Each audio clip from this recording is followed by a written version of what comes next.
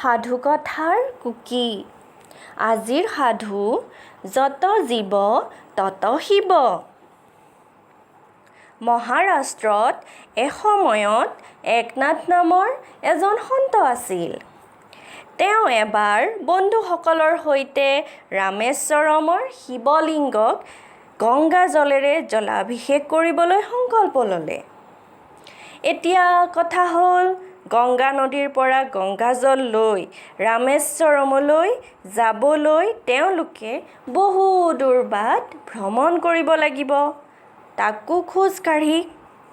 কিন্তু সেই সময়ত ভাৰতৰ সাধু সন্ত আৰু পুণ্যাৰ্থীসকলে খোজ কাঢ়ি ভাৰত ভ্ৰমণ কৰাটো কোনো ডাঙৰ কথা বুলি নাভাবিছিল।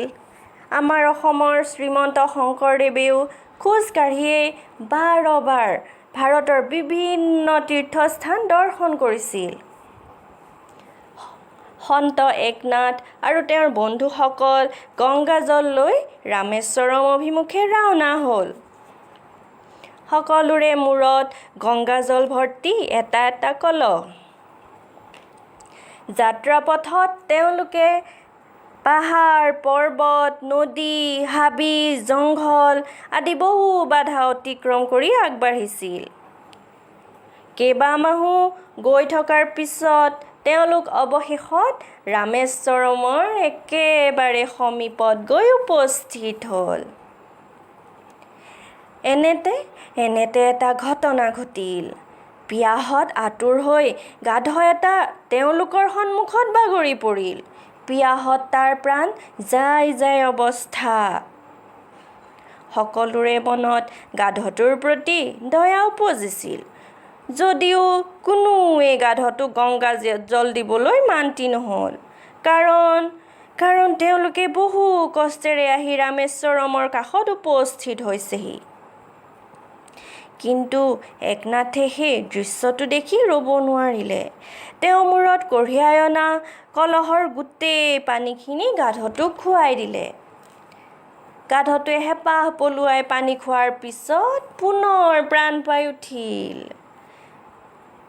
একনাথৰ কাণ্ড দেখি সহযাত্ৰীসকল আচৰিত হ'ল। তেওঁলোকে একনাথক ক'লে, তুমি এয়া কি কাম কৰিলা? ইমান দূৰ মূৰত গংগাজলৰ কলহ কঢ়িয়াই আনিছিলা তুমি গাধ এটাৰ প্ৰাণ বচাবলৈ? গংগাজল জলাভিষেকৰ কাৰণেহে আনিছিলা?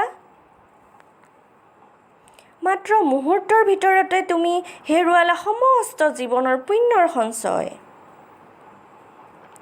একনাথে হাঁহি মাৰি উত্তৰ দিলে, গাধটোৰ প্ৰাণ বচাবলৈ গৈ জলাভিষেক কৰিবলৈ নোপোৱাৰ বাবে মোৰ মনত কোনো আক্ষেপ নাই। তোমালোকে মিছাতে দুখ কৰিছা।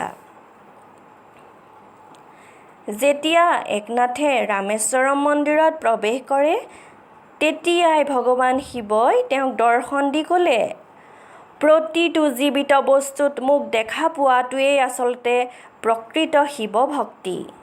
তুমি বৰ পুণ্যৰ কাম কৰিলা। তোমাৰ ভক্তিত মই সন্তুষ্ট। তোমাক মই আশীৰ্বাদ দিছোঁ, তোমাৰ সকলো আশা পূৰণ হ'ব আৰু সকলোৱে তোমাক এদিন এজন সন্ত হিচাপে মনত ৰাখিব। এই সাধুটোৰ পৰা আমি ইয়াকেই শিকিলোঁ যে প্ৰত্যেক প্ৰাণীৰ মাজতেই ঈশ্বৰ বিৰাজমান। গতিকে মানুহে সকলো প্ৰাণীকে সমান মমতাৰে ভাল পাব পাৰিব লাগিব। তেতিয়াহে হ'ব প্ৰকৃত ঈশ্বৰ ভক্তি।